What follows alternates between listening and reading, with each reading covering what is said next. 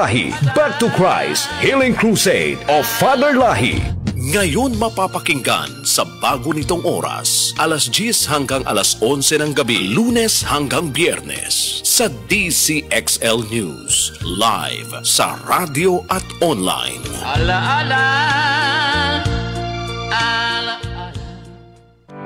Magandang araw! Sa mga nag-aabang ng trabaho, narito na ang job openings sa DZXL News. Sa Metro Manila, ang Anytime Cleaners ay nangangailangan ng mga sumusunod: merchandiser, picker, dispatcher, audit checker, receiver, cashier, plumber, sales coordinator, custodian, truck driver, food and beverage supervisor, food and safety officer, spa supervisor, guest service supervisor, engineering supervisor or building supervisor, sales account executive, sales manager, visual merchandiser, store head, sales associate, office staff, accounting associate, HR associate, marketing associate at promodizer. Ang North Park Noodle House Incorporated naman ay nangangailangan ng management trainees 30, cashier 50, dining staff 50, kitchen staff 50, audit assistant 5, marketing assistant 2, maintenance staff 5.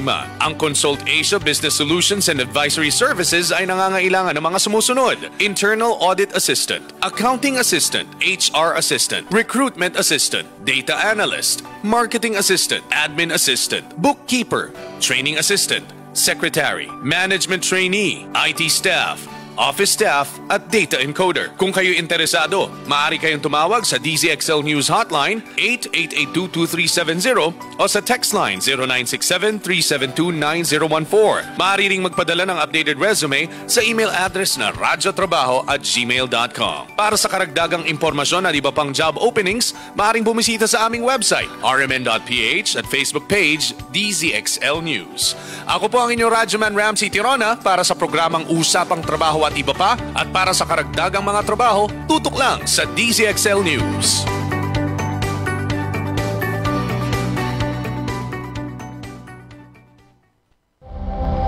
Ito ang DZXL News. 558 kHz, 6 na dekadang maaasahan sa balita at serbisyo publiko. Ang himpilan ng RMN Network sa Mega Manila. Live sa radio at online. Alas 7 ng umaga.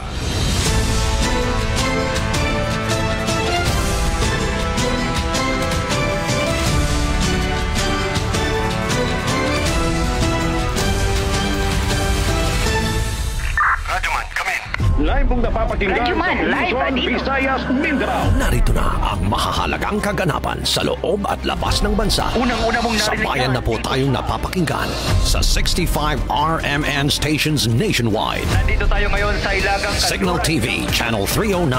Aris, bigyan kita drip. At sa WRMN, New York, USA. Wala pang ibang reporter dito. Napapanood din tayo sa YouTube at Facebook channel ng RMN Worldwide. Mula po sa RMN Broadcast Studios, Atlanta Center, Manila. Narito ang inyong kasamang tagapagbalita. RMN Network. Mayo buntag, Pilipinas, Luzon, Visayas, and Mindanao. Ako po si Radyoman Aljo Bendijo. Huwebes po ngayon. At 2 sa buwan ng Pebrero taong 2024. At Radyoman Zander Kayabyab. At narito ng ulo ng mga mainit na balita. Mga ilog sa Davao Region umabot na sa critical level dahil sa low pressure area. Daan-daang pamilya apektado, inilikas. Presyo ng bangus at tilapia sa mga pamilihan sa Metro Manila walang paggalaw sa kabila ng pahayag ng DA na tumaas na ng hanggang 30 ang kada kilo. Mga driver at operator ng jeep na hindi pa nagko-consolidate, ginigibit umano sa pagpaparehistro ng sasakyan ayon sa ilang transport group. COMELEC pinababawi muna sa mga nagsusulong ng People's Initiative ang mga nalikom na pirma na dinala sa kanilang tanggapan. Investigasyon sa manoy signature buying para sa People's Initiative tuloy pa rin kahit tatalakay ng Resolution of both Houses number 6. Vice President Sara Duterte tinuturong utak umano ng Oplan Tokhang sa Davao City noong nagsisilbi pang alkalde ng lungsod ayon sa isang dating pulis. Posibleng paggamit ng deepfake para sa mga propaganda sa 2025 midterm election ibinabala. At sa ating entertainment news, mag-asawang Maha Salvador at Rambo Nunez nagpa-gender reveal na sa kanilang first baby. Thursday ngayon, February 1, 2024 at narito ng mga detalye ng ating mga balita. RMN Network News. Ininaalis na pag-asa ang posibilidad na pumasok sa Philippine Area of Responsibility o PAR ang namatang low pressure area na nasa labas pa ng teritoryo ng bansa. Sinabi po ni Lori de la Cruz, Pag-asa Weather Specialist sa panayam ng RMN Manila, na magdadala ang extension ng naturang sama ng panahon ng balakas na pagulan sa ilang bahagi ng bansa. Kabilang na dyan ang Caraga, Davao Region, Soc-Sargen, Central Visayas, Southern Leyte at nalalabing bahagi ng Mindanao. Pinag-iingat din ang pag-asa ang publiko sa banta ng mga pagbaha at pagguho ng lupa lalo na sa katimugang bahagi ng bansa. Samantala, wala namang direktang epekto ang mahihinang pagulan na dulot ng hanging amihan sa Cagayan Valley, Aurora, Quezon, Bicol Region, nalalabing bahagi ng Eastern Visayas, Metro Manila at nalalabing bahagi ng bansa. Mga ilog sa Davao Region umabot na sa critical level dahil sa low pressure area sa labas ng bansa. Daan-daang pamilya inilikas. Kasama natin roon, Radyoman Kirby Manzon ng RMN Davao. RMN Network News. Magdamag ang nangyaring rescue operation sa mga residente dito sa Davao City matapos na umabot sa red o critical level ang tubig sa mga ilog dahil sa walang tigil na ulan, epekto ng Trough of Low Pressure Area o LPA. Kagabi pa lang nang nagsagawa na ng rescue operation ang otoridad at mga volunteers kung saan may ilan ring mga residente na nagmatigas na manatili sa kanilang mga bahay. Makikitang lampas tao na ang level ng tubig dahilan na gumamit na ng rescue boats ang mga otoridad. Sa pinakahuling datos ng Davao City Police Office o DCPO, nasa 194 na pamilya o 640 na mga individual mula sa 8 mga barangay sa Davao City ang nailikas kagabi sa mga evacuation center. Nairescue rin ang mga hayop ng mga residente. Nanatili namang suspindido ang klase sa lahat ng level dito sa Davao City at nagpatupad rin ng work from home arrangement ang government offices. Samantala, puspusan din ang isinagawang rescue operation sa mga residente sa Davao Oriental at Davao de Oro kung saan nagkaroon rin ng matinding landslide at street flooding. Sa ngayon ay walang reported casualties maliban na lamang sa 2 lalaki sa Caraga, Davao Oriental na nawawala dahil na rin sa pagguho ng lupa. Kasama mo sa RMN DXDC Davao, Radyoman Kirby Manzon. Tatak, RMN. Maraming salamat Kirby Manzon. Ipagpapatuloy ngayong araw ang search and rescue operation sa 2 nananatiling nawawala dahil sa sama ng panahon sa Region 11. Sa panayam ng RMN Manila kay Office of the Civil Defense Region 11, Regional Director Edna Dayanghirang, ito'y dahil na rin sa gumagandang lagay ng panahon sa Davao Region. Anya mayroon pa rin mga pagbaha pero ito'y humuhupa na rin ngayong araw. Partikular nang naapektuhan ng pagbaha ang malaking bahagi ng Davao Oriental, Davao de Oro at Davao del Norte. May mga apektado rin umano sa Davao City at Davao del Sur. Apektado rin ng sama ng panahon ng ilang kalsada sa naturang mga probinsya. Sa ngayon ay mayroon pa rin mga individual na nananatili sa mga evacuation center. Yan, yung response natin, yung tulong sa mga tao, pagkain, evacuation, road clearing, search and rescue operation. Nandun po yan on the ground by our municipal leaders po at provincial leaders natin at mga national agencies, lalo na po ang DSWD, no? Yung kanilang mga yung mga logistics po nila na nandun na dati sa area, malaki pong natulong at nagtutulungan po yung ibang regions. Pag kinulang ang Davao region, kumukuha po sa ibang region to support. I understand the Secretary is coming over to see the operations here. Tinig po yan ni Office of the Civil Defense Region 11 Regional Director Edna Dayanghirang sa eksklusibong panayam ng RMN Manila. Samantala, mga pamilyan at coastal waters sa Milagros, Masbate mahigpit na binabantayan dahil naman sa red tide. Kasama natin sa Balita Radyoman Ram Season ng RMN Masbate. RMN Network News. Nananatiling nakataas ang Red Tide Alert ng Bureau of Fisheries and Aquatic Resources o BFAR sa bayan ng Milagros, Masbate. Sa Shellfish Advisory No. 4 Series of 2024 na ipinalabas ni BFAR Director Attorney Demosthenes Escoto, ipinagbabawal pa rin ang pagbenta o pagkain ng mga shellfish at alamang na galing sa mga baybayin ng Milagros. Unang nakita sa laboratory test ng BFAR noong January 12 sa mga shellfish samples mula sa Milagros na nagtataglay ito ng mataas na paralytic shellfish poison. Ayon kay Director Escoto, mas mataas pa rin sa regulatory limit na 60 UGSTXEG per 100 grams ang toxicity level sa mga nakulatang shellfish samples sa karagatan ng Milagros. Ngunit ang mga isda, alimasag at pusita mula sa naturang bayan ay ligtas kainin pero dapat yaking nalinis ng mabuti at naluto ng maayos. Nagigpit na rin ang pamalang bayan ng Milagros at katabing lungsod ng Masbate laban sa pagtinda ng mga shellfish tulad ng tao mula sa Sorsogon at Samar. Patuloy namang binabantayan ng BFAR Masbate at ang mga pamanang lokal ang mga baybaying dagat sa mga katabing bayan ng Mandaon at Balod sa posibleng kontaminasyon ng red tide toxin. Kasama niyo sa RMN Masbate, Radyoman Ram Season, Tatak RMN. Maraming salamat Radyoman Ram Season. Alas 7:08 ng umaga, iginit po ng BFAR, Bureau of Fisheries and Aquatic Resources, na stable o walang paggalaw sa presyo ng isda lalo na sa bangus at tilapia sa mga pamilihan sa Metro Manila. Sa kabila ito ng payag ng Agriculture Department na tumaas ng 10 piso hanggang 30 pesos sa kada kilo ng bangus at tilapia dahil sa kakulangan ng supply nito. Sa panayam ng RMN Manila, sinabi ni BFAR Information Office Chief Nazario Briguera na batay sa kanilang monitoring ay walang pagtaas sa presyo ng bangus at tilapia sa 10 pangunahing pamilihan sa Metro Manila at posibleng ang pagtaas ay sa mga talipapa lamang.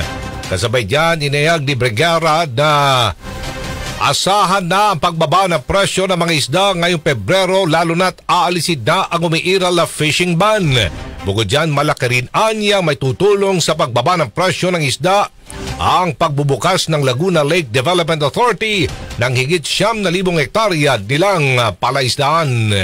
We have also to take into account kasi sir na ngayon limitado po talaga yung ating marine species katulad nung galunggong po dahil nakasara pa po ang ating fishing ground particularly po sa eastern Palawan, but we expect po na by February 1 bukas na po ang ating fishing ground for galunggong, so inaasahan na po natin ang pagtaas ng produksyon ng marine species at ito po yung inaasahan natin na makakapagpababa na rin ang presyo.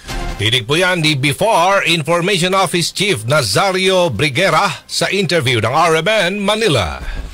Samantala, presyo ng lokal na galunggong sa ilang mga palengke sa Metro Manila nananatili raw mataas. Kasama natin sa balita Radyoman Chill, Emprido Chill.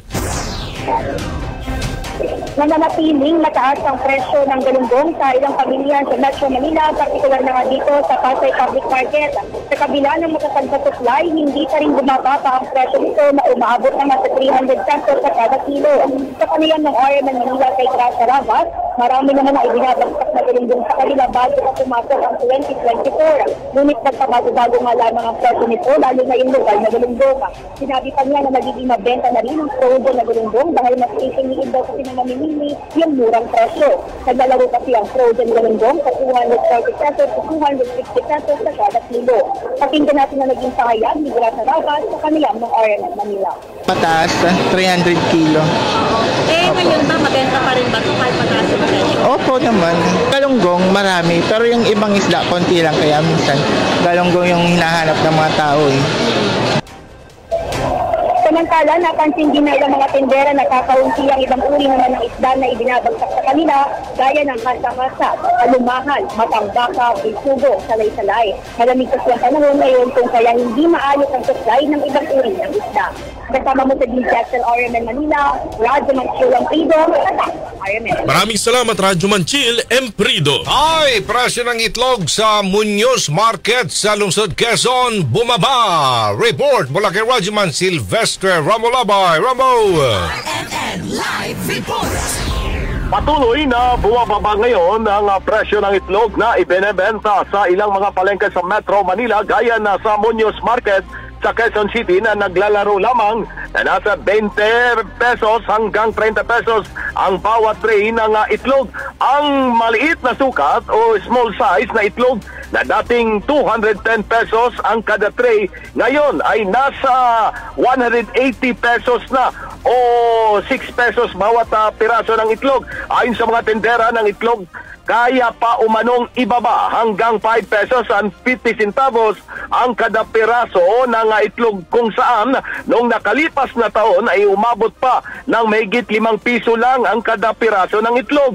Tuloy-tuloy umano ang pagbaba kada linggo ng presyo ng itlog sa Muñoz Market, kung saan 50 sentimos ang bawas sa kada tray ng itlog, kaya tuloy na nabawasan ang presyo ng itlog. Pangunahing dahilan umano ng pagbaba ng presyo ng itlog ay dahil sa sobrang supply nito sa ngayon. Kasama mo sa DZXL RMN Manila, Radyoman Silvestre Rambulabay, Tatak RMN. Maraming salamat, Rambulabay. NEDA nababahala sa bumababang paggastos ng mga Pilipino sa pagkain. Kasama natin sa Balita Radyoman Chanel Salazar. Good morning! Nababahala ang National Economic Development Authority sa bumababang paggastos ng mga Pilipino sa pagkain dahil sa mataas na presyo nito. Ayon kay NEDA Secretary Arsenio Balisacan, dahil dito ay magdodoble kayod ang ahensya para makontrol ang inflation o bilis ng pagtaas ng presyo ng bilihin at serbisyo. Magtatatagaan niya ang NEDA ng agriculture value chain, paggamit ng strategic trade policy kapag kulang ang domestic production at ng mekanismo na magpapalakas ng purchasing power ng mga Pilipino. Gayunpaman, kumpiyansa pa rin ang NEDA na magbabago ang datos tulad ng mga nakaraang buwan kung saan unti-unting bumaba ang inflation rate. Samantala, bahagya namang bumagal ang paglago ng ekonomiya ng bansa sa 5.6% kumpara noong 2022 na nasa 7.6%, kung saan mas mababa ito sa target na 6% hanggang 7% para sa naturang panahon. Kasama mo sa DZXL RMN Manila, Radyoman Chanel Salazar, Tatak RMN. Maraming salamat, Radyoman Chanel Salazar. Samantala, nakakaranas pa rin umano ng panggigipit ang mga driver at operator ng jeep na bigong makahabol sa deadline ng franchise consolidation noong December 2023. Ito ay sa kabila ng pagpapalawig sa palugit na ibinigay para sa franchise consolidation hanggang Abril 30. Sa ginanap na House Inquiry ng Committee on Transportation, sinabi ng Transport Group na Manibela na hindi pa rin nag-i-issue ng mga confirmation ang Land Transportation Franchising and Regulatory Board sa mga jeepney unit. Kailangan ang confirmation para makapag-renew ng rehistro ang mga pampaserong mga jeep. Sa ngayon po, hindi po bababa sa 10 ang naka-impound sa amin. Dahil po, hinahanapan sila ng consolidation na papel. Wala silang maipakita. Ngayon yung mga sasakyan po nila ay naka-impound. At sandali, sino nag-impound? Ang LTO po, HPG NCR po. Sabi po nila, colorum na. Di po ba, Mr. Chair, hanggang January 31 hanggang until today, and then may extension pang 3 months, baka po hindi po nabibigyan ng tamang briefing kaya ang ating mga law enforcement agencies. Kasi po, ang malinaw, ang sabi niya, tama po, colorum, hindi nga po kami makaregistered dahil nga po, hinahanapan kami ng provisional authority, hindi po kami makapag-confirm, hindi po kami makapag-rehistro dahil nga po, expired na yung aming mga provisional authority when in fact, na extended po siya. Inerereklamo naman ng grupong Pisto na patuloy na panghuhuli sa mga unconsolidated na jeep kahit extended ang deadline. Samantala, dilinaw ng Land Transportation Office na hindi dapat maging basehan sa panghuhuli ng jeep at UV Express ang pagkabigong mag-consolidate. Hiniling naman ng Commission on Elections sa mga proponent ng People's Initiative na bawiin muna sa kanilang mga tanggapan ang ipinadalang nakalap na pirma. Ayon kay COMELEC Chairman George Garcia, ito ay dahil suspendido na rin muna sa ngayon ang buong proseso para sa People's Initiative habang pinag-aaralan pa itong mabuti. Kasunod nito, sinabi ni Garcia na kailangan lang ipakita ng mga proponent ang certification na ibinigay para mabawi ang mga pirma. Sinagot naman ni Garcia ang panawagan ni Senador Amy Marcos na itapon na lang ang mga nalikom na pirma dahil posibleng gamitin pa ulit o i-recycle sa susunod na tangkang pag-amyenda sa konstitusyon. Pero pagtitiyak ng COMELEC nasa maayos nilang pangangalaga ang mga nalikom na lagda sakaling hindi na kunin. 7:17 ng umaga, signature campaign sa People's Initiative. Inasang matitigil na. Senado tiniyak ang maigpit na pagbabantay. Report mula kay Rajuman Conde Bata. Conde!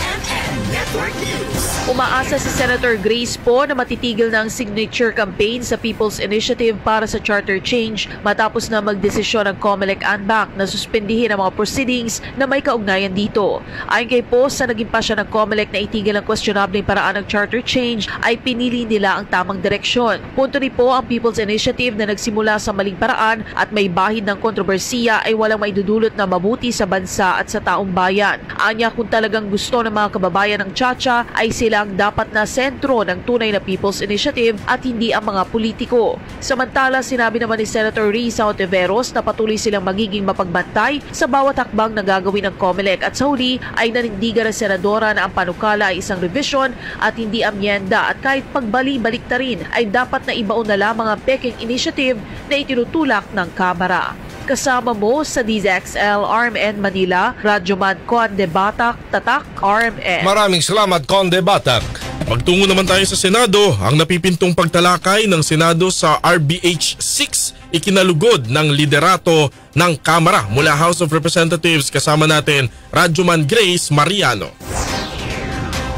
Pinuri ni House Speaker Ferdinand Martin Romualdez sa Senate President Juan Miguel Zubiri at kanyang liderato sa napipintong pagtalakay ng Senado sa Resolution of Both Houses o RBH No. 6. Para kay Romualdez, ang naturang hakbang ng Senado ay napakahalaga para sa pinakaasam na pag-amyenda sa mga economic provisions sa 1987 Constitution para sa kapakanan ng bansa at mamamayang Pilipino. Sa inihaing RBH 6 ni Zubiri ay nakapaloob ang pagreporma sa Article 12, 14 at 16 para luwagan ang foreign ownership sa public utilities, educational institutions at advertising industry. Bunsod nito'y tiniyak ni Romualdez na ang Kamara ay katuwang ng Senado sa naturang misyon. Binigyang diin ni Romualdez ang kahandaan ng Kamara na aksyonan at aprubahan ang matagal nang inaasam na mga pagbabagong ipapasok ng Senado sa ating saligang batas. Kasama mo sa DZXL RMN Manila, Rajuman Grace Mariano, Tatak RMN. Maraming salamat, Rajuman Grace Mariano. Samantala, nagpasalamat naman si Vice President Sara Duterte kay Pangulong Ferdinand R. Marcos Jr. sa patuloy na pagtitiwala at kumpiyansa sa kanya bilang kalihim ng DepEd. Ito po'y kasunod ng pahayag ni Pangulong Marcos Jr. na hindi magbabago ang pakikitungo niya kay VP Sara at mananatili siyang bahagi ng gabinete nito. Nilinaw ni VP Sara na hindi niya kinakailangang sumang-ayon sa kanyang amang si dating Pangulong Rodrigo Duterte. Kaugnay naman ito sa mga naging tirada ng dating Pangulo kay Pangulong Marcos Jr. kamakailan, katulad ng akusasyon na bangag at adik daw si Pangulong Marcos Jr. Una na rin hinamon ni Davao City Mayor Baste Duterte si Pangulong Marcos Jr. na magbitiw na sa pwesto. Ayon pa kay VP Sara, idire-respeto niya ang pananaw at opinyon ng kanyang ama at mga kapatid. Pero gayaan niya ng posisyon siya sa maraming issue, hindi naman niya kailangan sumang-ayon sa lahat ng mga ito. Liderato ng PNP pinayuhan ng mga pulis na huwag makisawsaw sa politika. Kasama natin mula Camp Crame, Rajuman Angel Ronquillo. Angel. Mahigpit ang tagubili ni Philippine National Police Chief General Benjamin Acorda Jr. sa lahat ng mga pulis na huwag makinig sa ingay politika. Ayon kay PNP o Chief Police Colonel Jane Fajardo, inatasan na ni Acorda ang mga police regional directors na ipaalala sa kanilang mga tauhan na manatiling nakatutok sa kanilang misyon at huwag magpapaapekto sa mga kaganapan sa politika. Pinayuhan din ni Fajardo ang publiko na maging mapanuri at huwag basta-basta maniniwala sa mga nasasagap na chismis na may kinalaman sa politika. Kasunod dyan, pinasinungalingan din ni Fajardo ang mga lumulutang na espekulasyon na may namumuong kudeta sa administrasyon ni Pangulong Ferdinand Bongbong Marcos Jr. Aniya, mismong si General Acorda na nagbigay ng katiyakan na walang namomonitor ang pambansang pulisya na destabilisasyon laban sa kasalukuyang administrasyon. Kasama mo sa DZXL RMN Manila, Rajuman Angel Ronquillo, Tatak Arimen. Thank you, Angel! Samantala, inakusahan ng isang dating pulis si Vice President Sara Duterte na utak umano ng Oplan Tokhang sa Davao City sa ilalim ng kanyang pamumuno bilang alkalde ng lungsod noong 2012. Ay kay dating Davao Senior Police Officer Arturo Las Cañas.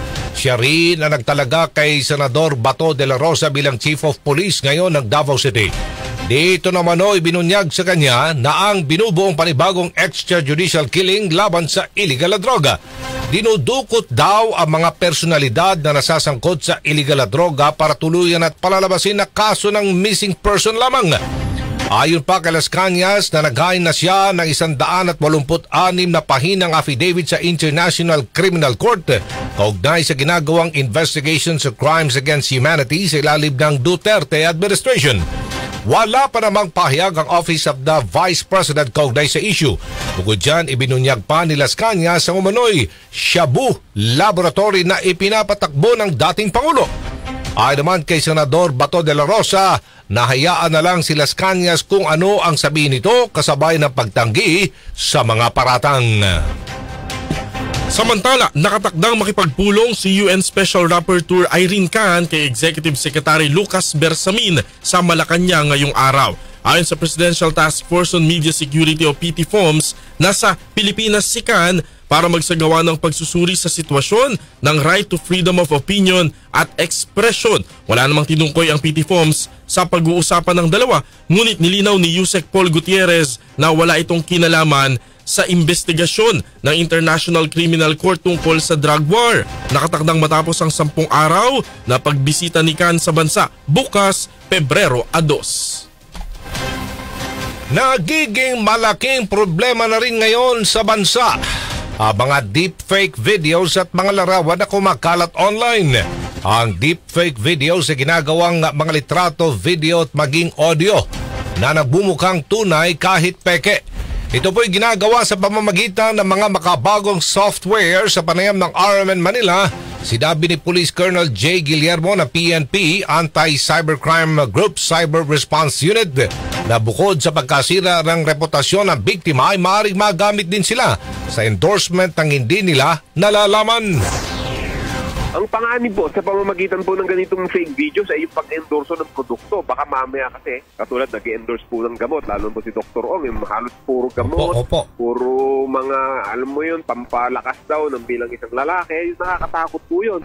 Eh kung siyempre marami pong followers si Dr. Ong, nasa milyon yata, 16 to 20 million yata ang followers niya, eh paano kung itong mga followers niya ay naniwala na ito ay totoong siya yun? So, ibig sabihin, dahil alam nila na magaling si Dr. Ong, eh mamaya mapapabili sila ng gamot na yan, eh malaki palang epekto at hindi ito dumaan sa ating Food and Drug Administration. So yung epekto ng pagbili ng produkto, yun ang nakakatakot. Para naman sa IT expert na si Art Samaniego, kailangang magkaroon na agad ng batas laban sa ganito dito sa Pilipinas upang maiwasan ang paggamit dito lalo na sa darating na 2025 midterm election. Ang isang danger nito sa politika kasi malapit na mag-eleksyon sa atin next year, 2025 meron ng election. Kasi pwede siyang gamitin pang misinformation saka disinformation. Pag ginamit mo yung deepfake na yun, maaaring maniwala yung mga tao na sinabi mo yung mga bagay na hindi mo naman sinabi. So kaya sa US ngayon, kasi mag-election 2024 sa kanila, gumawa na, may mga 14 states na gumawa na mga batas para maprotektahan yung mga tao sa deepfake. Kasi dapat kumilos na yung mga batas na rin tungkol sa topic na to. Dapat pag-aralan nila kung paano i-regulate ang mga deepfakes sa mga political ads. Mahaba-haba pa naman siguro oras, kaya pa itong gawin. Pero kailangan i-regulate kasi ito. Kasi wala pa tayong batas against deepfake and paano i-regulate yung AI. Pinig po yan ni Art Samaniego sa panayam ng RMN Manila.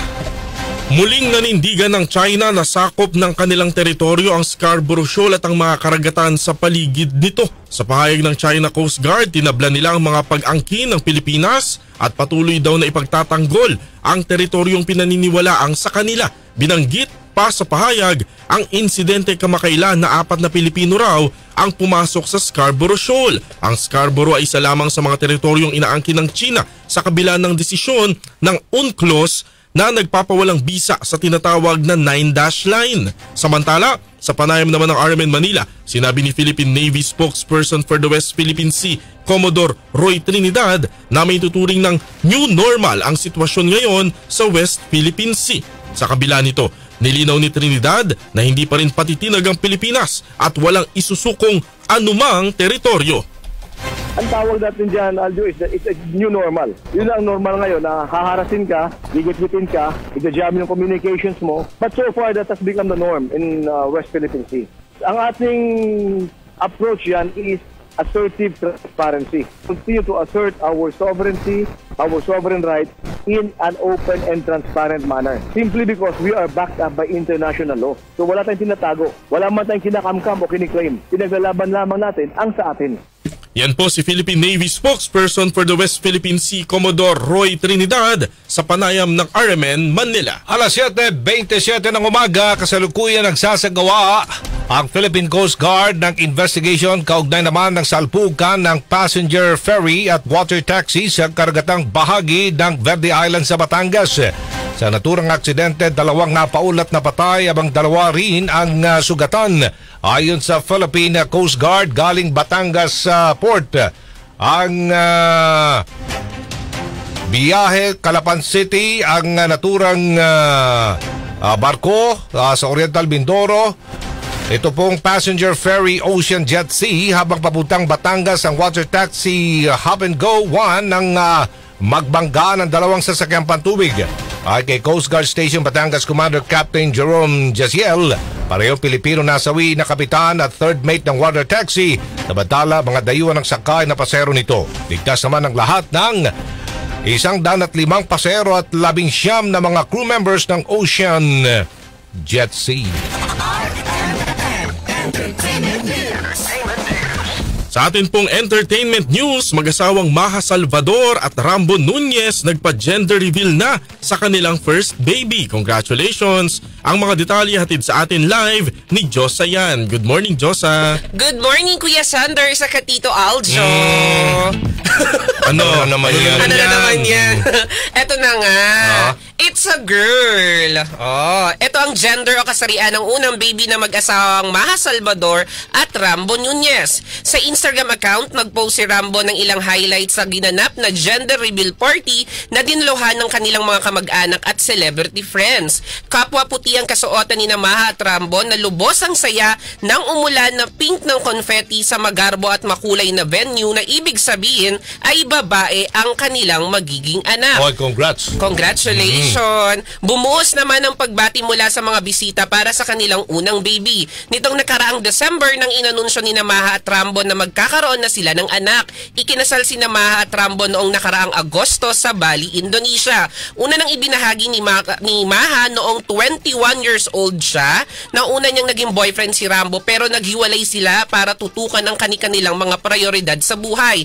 Taong 2019 nang muli silang magkabalikan. Diba? On and off. Kaya nga. Ngayong on na. Ikaw ba'y naniniwala na forever? Forever. Ako naniniwala talaga ako. Katulad nung kay Lama, pati kay Rambo, minsan tadhana na lang talaga yung gagawa para kung kayo talaga, kung kayo. Ang lalim ha. Ang lalim ha. Syempre, ang dami natin pinagdaanan sa buhay. Ayan. Sige. Pero congratulations kay Lama ha. Kasi syempre, babae yung magiging anak nila. Congratulations. Congratulations. At yan ang entertainment news sa nag-iisang Josa sa Balatang Radyo. Ako si Josa yan. Tatak RMN. Thank you, Josa.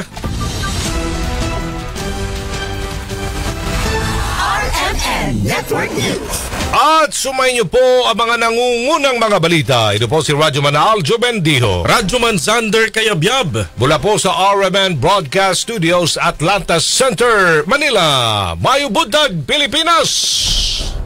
Inyo pong natunghayan ang RMN Network News. Malaki ang tumutok para huwag mahuling sa maiinit na mga balita at impormasyon. Reaching millions nationwide and worldwide for more than 70 years. Tatak RMN.